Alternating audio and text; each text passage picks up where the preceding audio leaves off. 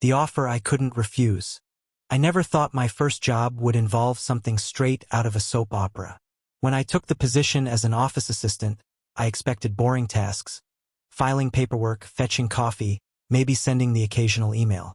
What I didn't expect was my 40-year-old boss offering me 10 grand to date his 62-year-old father. Yeah. You heard that right. Started like any normal workday. I was at my desk, pretending to be busy while scrolling through my phone, when I got an email with the subject line, "Come to my office. Now." Now, Andrew, my boss, was the kind of guy who oozed confidence. The type that wore overpriced suits, always smelled like expensive cologne, and somehow never broke a sweat, even under pressure. He was successful, rich, and probably used to getting his way. So, naturally, when I walked into his office, I braced myself for some ridiculous request. Maybe a coffee order so complicated it required a flowchart. Maybe an urgent task that could have been an email. Instead, he leaned back in his chair, folded his hands, and said, "Martin, I need you to date my father." I blinked. Come again. Date my father. His expression didn't change, like he was asking me to restock the printer paper, not romance his dad. I let out a nervous laugh. Right? Okay, that's hilarious. I should probably. I'm serious. Oh, he was serious. Before I could process, he kept going. "Look, my dad, Richard, he's retired, but he still has control over a big chunk of this company. He thinks he's keeping an eye on things, but in reality, he's just getting in the way. I need him distracted for about a month while I finalize my takeover. That's where you come in." I stared. "You want me to distract your father?" "Yes." "With what, exactly?" Andrew gave me the most exasperated look, as if I was the one being unreasonable. "Go on dates. Entertain him. Keep him busy. Make sure he's not paying attention to me. Whatever it takes." My brain short-circuited. "Are you asking me to escort your father?" "Call it what you want," he said, waving a hand dismissively. "I'll pay you $10,000 for 1 month. No funny business required. Just keep him occupied. 10 grand. $10,000. Now let's be real. I was 18, broke, and drowning in dreams I couldn't afford. That kind of money could change my life, could help me move out of my crappy apartment, could get me through my first year of college, could even replace my junk car, which sounded like a dying lawnmower every time I turned the key. I should have said no. I really should have said no. Instead, I sat there, staring at my smug boss, wondering what kind of rich people nonsense I had just walked into. And then, before I could talk myself out of it, I opened my mouth and said, "Where do I start?" So there I was, 19 hours, 2 existential crises, and 1 mild panic attack later, standing outside an expensive restaurant, about to go on my first ever date with a 62-year-old man. This was not how I pictured my dating life going. I adjusted my thrift store button-up, took a deep breath, and stepped inside. The place screamed money. Dim lighting, chandeliers, waiters who probably judged me the second I walked in. I half expected security to escort me out for not belonging. Then I saw him, Richard, sitting at a corner table, sipping whiskey like he owned the place, which, knowing his wealth, he very well might. Unlike his son, Andrew, who dressed like a corporate villain, Richard had a more effortless kind of style. Crisp dress shirt, sleeves casually rolled up, silver-streaked hair neatly combed back. He was old, yeah, but not in a falling-apart way. More like George Clooney if George Clooney had absolutely nothing left to prove. And the moment he saw me, he smirked. Oh no, I knew that smirk. That was the smirk of a man who already knew everything. I barely made it to the table before he said, "So, how much is my son paying you?" I choked on my own spit. What?" Richard chuckled, swirling his drink. "Relax, kid. I know Andrew. The moment you walked in, I knew you weren't here by choice. Let me guess. A nice round number? Something to make it worth your time?" I hesitated. 10 grand. His eyebrows shot up. 10? Wow. He really must be desperate. I had no idea what to say. This man was unbothered. No outrage, no offense, just pure amusement. "So, what's the plan?" he continued, leaning back in his chair. Are you going to fake laugh at my jokes? Ask me about my hobbies? Bat your eyelashes and hope I don't notice you checking the time. I opened my mouth, then shut it. I had no plan. My strategy had mostly involved not humiliating myself, and so far that was going horribly. Richard sighed, shaking his head with a smile. Tell you what, let's make this fun. We both know what's happening here, so let's skip the awkward pretending. You keep me entertained for the month, and I'll make it easy on you. Easy how? He leaned forward, grinning like a man with way too much free time. By making sure we drive my son insane. I blinked. You want to mess with Andrew? Oh, absolutely. He took a sip of his whiskey. If he thinks he can just by my absence, the least I can do is make sure he regrets it. And that was the moment I realized something crucial. Richard wasn't just some rich old guy. He was chaos in human form, and I had just signed up for a very, very weird month. By the time our appetizers arrived, I had accepted two things. Richard was way too smart for this. I was in way over my head. So, Richard said, setting his whiskey down, how do you want to do this? Romantic walks in the park? Hand-holding in front of my son's office? Maybe a scandalous tabloid headline? I let out a nervous laugh. I was thinking dinner. But sure, let's escalate things immediately. He grinned. Andrew thinks he's clever, but he's predictable. He expects you to be a wide-eyed kid, awkward and desperate for the money. But if we play this right, we can make him squirm. I frowned. You seem really into this. Of course I am. He leaned back in his chair, looking amused. Do you have any idea how boring retirement is? This is the most entertainment I've had in years. I wasn't sure whether to be flattered or concerned. But before I could overthink it, he raised a hand and flagged down our waiter. Bring your finest bottle of wine, he said smoothly, then shot me a wink. For my very special date. The waiter nodded and walked off, and I, an 18-year-old who could barely afford fast food, just stared at him. That bottle is going to cost more than my car, isn't it? Probably, he smirked. But don't worry, my son's paying for it. And that was when I realized something. This wasn't just going to be a job. This was going to be a war. The next morning, Andrew's office. Andrew paced behind his desk, rubbing his temples. Martin, explain. I blinked innocently. Explain what? The photos, he snapped, turning his computer screen toward me. Sure enough, there we were. Richard and I, laughing over an absurdly expensive bottle of wine. The article headline? Billionaire Richard Caldwell finds love again. Who's his mystery date? I winced. Okay, that, escalated quickly. Andrew glared. You were supposed to distract him, not make him the front-page gossip. I shifted in my seat. Look, your dad kind of took the lead. I'm just along for the ride. Oh, you're definitely along for something. He groaned. Do you have any idea how many calls I've gotten? Our investors think he's in some midlife crisis. My mother is demanding answers. This is a nightmare. I raised an eyebrow. Wait, your mother? Andrew's eye twitched.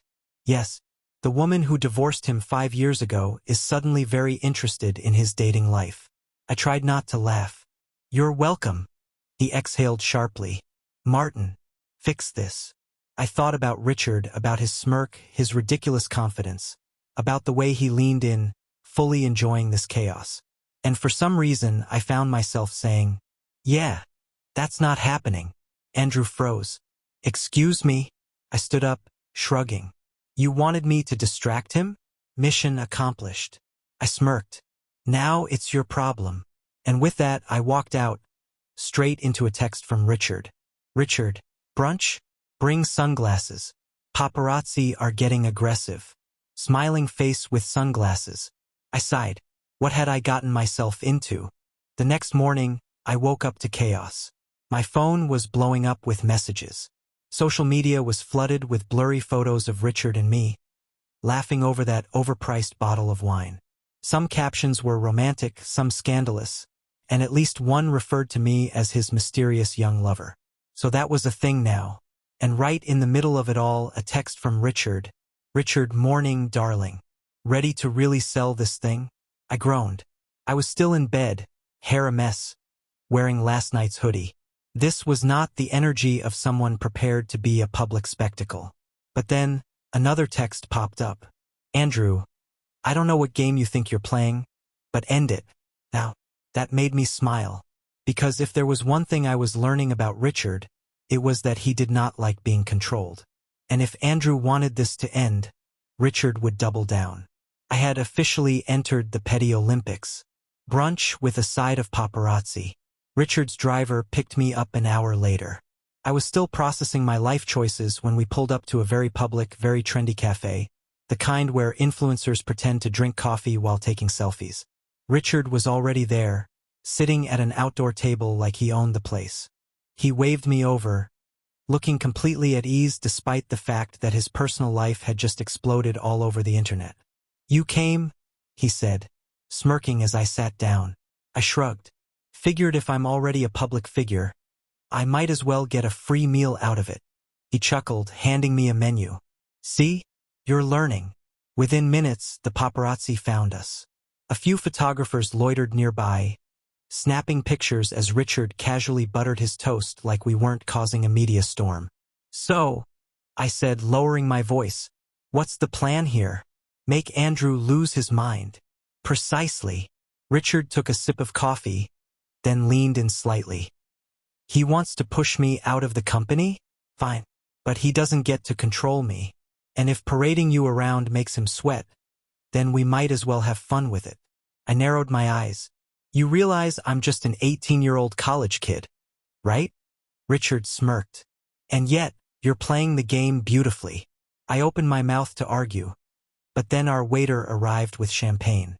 Expensive champagne. Richard raised his glass. To Andrew's blood pressure. I laughed despite myself, clinking my glass against his. And just like that, the game continued. Meanwhile, at Andrew's office, Andrew Caldwell was having the worst day of his life.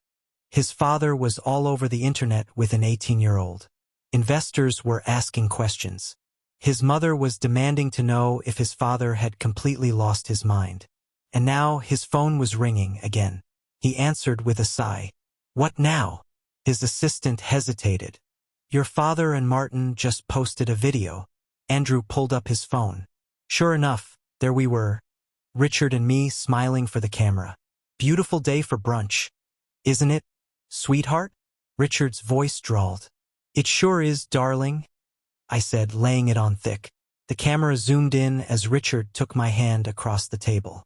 The caption read, Love is in the air. Andrew threw his phone across the room. This was getting out of hand. Back at brunch. I checked my phone and saw Andrew's furious text. Andrew, are you insane? I smirked. I think Andrew's mad. Richard laughed. Then we're doing something right. I shook my head, taking a sip of champagne. I had no idea where this was heading. But one thing was clear. Richard wasn't the only one enjoying this game. And that was dangerous. The game was fun until it wasn't. Up until now, Richard and I had been playing our roles perfectly. He was the charming, rebellious billionaire. I was the mysterious, way too young companion. Together, we made headlines, turned heads, and, most importantly, drove Andrew up the wall. But somewhere along the way, something shifted. Maybe it was the late-night dinners where we stopped talking about the plan and started talking about life. Maybe it was the way Richard looked at me when he thought I wasn't paying attention. Or maybe it was the fact that, deep down, I didn't want this to be fake anymore. Andrew strikes back. I was halfway through a perfectly good piece of tiramisu when my phone buzzed. Andrew, meet me. Now, alone. I sighed. Your son is summoning me, I said, showing Richard the message. He smirked. He really has to work on his tone. Where does he want to meet? Some high-rise office downtown. Probably wants to intimidate me with a skyline view. Richard chuckled. Let him try. Just remember you hold all the cards. Without you, this whole thing falls apart. That was true. But I still had a feeling Andrew wasn't calling just to chat. The ultimatum. Andrew's office was exactly what I expected. Cold, modern, and designed to remind people that he was important. He didn't even look up when I walked in, just gestured for me to sit. "You win," he said flatly. I raised an eyebrow. That was fast. No evil monologue. He glared at me. "My father is stubborn." I underestimated how far he'd go to spite me. I folded my arms. "You mean how far I'd go?" Andrew exhaled sharply. "Fine. You've proven your point. But this stops now." I leaned forward. "And if it doesn't?" Andrew slid a folder across the desk. "Then this goes public." I opened it. Inside were pictures. Some real, some clearly edited, but all bad enough to cause a scandal. A few had me looking far too cozy with Richard. Others made me look like some gold-digging con artist. It was blackmail, plain and simple. "You walk away now," Andrew said, "or I make sure everyone sees you for what you really are." The choice. I stared at the folder, my pulse pounding. I could end this. Right now. Take the money, walk away, let Andrew have his company. Or I could go back to Richard, tell him everything, fight back, and cross the line from fake to real. I closed the folder, stood up, met Andrew's eyes. "Nice try," I said, "but you have no idea who you're dealing with." Then I walked out, because for the first time since this whole thing started, I knew exactly what I wanted. I walked back into Richard's penthouse that night with my heart still pounding from Andrew's threat. I had rehearsed a dozen ways to tell him, how to break the news that his own son was trying to tear me apart. But when I saw Richard, I stopped. He was sitting in the dimly lit living room, a glass of whiskey in his hand, staring out over the city. For the first time since I met him, he looked his age. Not the powerful, untouchable billionaire everyone knew, but a man who had lived a long, complicated life. I hesitated. Maybe tonight wasn't the night to bring up the blackmail. "Martin, you okay?" Richard let out a soft chuckle, swirling the ice in his glass. "Richard, that depends. Do you mean in general? Or are you asking if I had a heart attack while you were gone?" I smirked and sat across from him. "The second one." He shook his head, still staring out at the skyline. "No heart attacks. Just a long overdue realization." I waited, but he didn't continue. He just took another slow sip of whiskey, lost in thought. "Martin, you don't have to be mysterious, you know? I can handle it." Richard exhaled sharply and finally looked at me. Really looked at me. "Richard, you remind me of myself. The version of me I never got to be. That caught me off guard." "What's that supposed to mean?" He leaned back in his chair. "When I was your age, I did everything I was supposed to do. I went to the right schools, dated the right girls, made the right decisions. My father told me I had a duty, to my family name, to the business, to the life that was already planned out for me." A bitter smile crossed his lips. "So I married, had a son, built an empire, did everything I was expected to do." I swallowed, already sensing where this was going. "But it wasn't what you wanted." Richard nodded. "Not even close." For a long moment he was silent. Then he set his glass down and turned fully toward me. "Richard, I knew. From the beginning I knew. But I buried it. Told myself it didn't matter. Told myself I could learn to want the life I had. Martin, and your wife." He gave a short, humorless laugh. "She knew too. Not at first, but she figured it out. And she stayed anyway. We were a good team. We understood each other." I frowned. "If she knew, why didn't you leave?" Richard finished for me. "Because I was a coward. Because I thought it was too late. Because I was so deep in the life I built that I didn't see a way out." The words hung in the air between us. Then he leaned forward, his voice quieter. "Richard, but when she died," I told myself, "if not now, when?" I felt something tighten in my chest. "So all of this, Andrew, the company, the fight, it's not just about the business." Richard shook his head. "No, it's about being free, truly free, for the first time in my life." I didn't realize I had been holding my breath until I exhaled.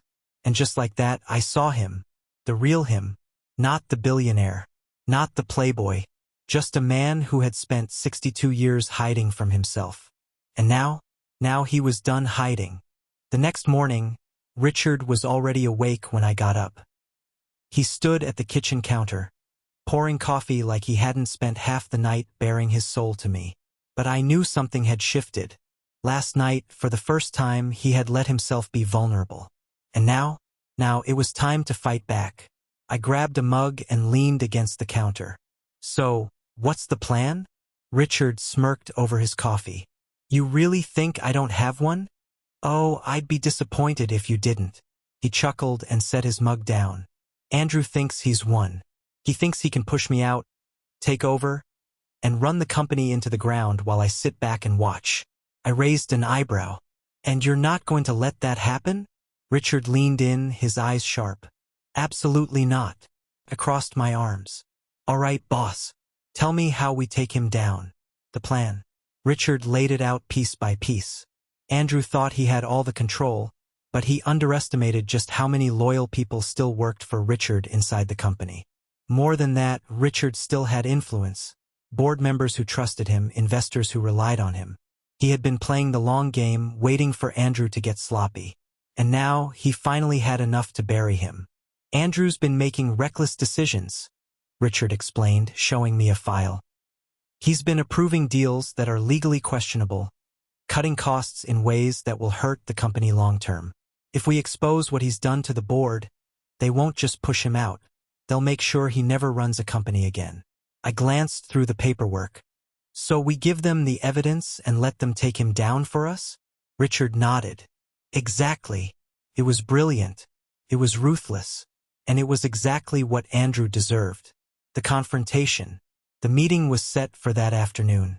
Richard and I walked into the boardroom together, side by side. For the first time, I wasn't just some kid Andrew tried to use. I was someone standing next to Richard Sinclair, not as a distraction, but as a partner. Andrew was already there, smirking like he had won. Father, he greeted mockingly. Bringing your little pet to work now? I didn't flinch. Richard just smiled. I brought him because he actually knows what loyalty looks like. Before Andrew could respond, Richard slid the folder onto the table. Go ahead. Open it. Andrew frowned, but when he did, the smirk vanished. Inside was every shady deal he had signed off on, every financial risk, every mistake. The proof of his incompetence. This is ridiculous, Andrew scoffed, looking around the room. You're seriously going to let him do this? One of the board members, a man who had known Richard for decades, shook his head. No, Andrew, we're going to let you go. The vote was unanimous. Andrew was out. For the first time, I saw fear in his eyes. You set me up, he hissed at Richard. Richard simply smiled. No, son, you set yourself up. The future. That night, we sat on Richard's balcony, drinking whiskey and watching the city lights. The battle was over. Andrew was out of the company. Richard had taken back control. Not because he wanted to run it, but because he wasn't going to let someone else ruin what he built. And me? I was still here. So what now? I asked, swirling the ice in my glass. Richard smirked. Well, for starters, you're officially on the payroll. I nearly choked. Wait, what? I need someone I can trust. Someone who actually knows how to handle himself in a room full of snakes. You interested? I looked at him, trying to tell if he was serious. But then I saw it, that quiet confidence, that belief in me. I set my glass down and grinned. Hell yes. Richard laughed, pulling me closer. Good. Because I don't plan on getting rid of you anytime soon. I leaned into him, feeling the warmth of his body against mine. Maybe this wasn't what I planned when I took Andrew's stupid offer. Maybe I had no idea where this road would lead. But one thing was certain, Richard and I were in this together. And for the first time in my life, that was all I needed. The end. As the days passed, Richard and I grew closer. My role in the company, once just an internship, became something more. We weren't just colleagues, we were partners. Despite the ups and downs, the challenges that came with balancing personal and professional lives, Richard and I found a rhythm. We were no longer just a distraction for his son. We were building something real. It wasn't just about business anymore. It was about trust, respect, and Surprisingly enough, love. While the future was still uncertain, and the road ahead wasn't entirely clear, one thing was for sure. I wasn't just working for Richard Sinclair, I was working alongside him. And that meant the world to me. Our story, like so many others, is still unfolding. We don't know where this road will take us, but I do know one thing for sure. We're in this together. Thank you for joining me on this journey. If you enjoyed the story, don't forget to like, subscribe, and hit that notification bell to stay updated on more heartfelt stories, lessons in love, and self-discovery here on Petals and Pride. Remember, love is the truest form of courage. Stay true to yourself, and the world will open up in ways you never imagined. Catch you next time, and remember, always bloom where you're planted.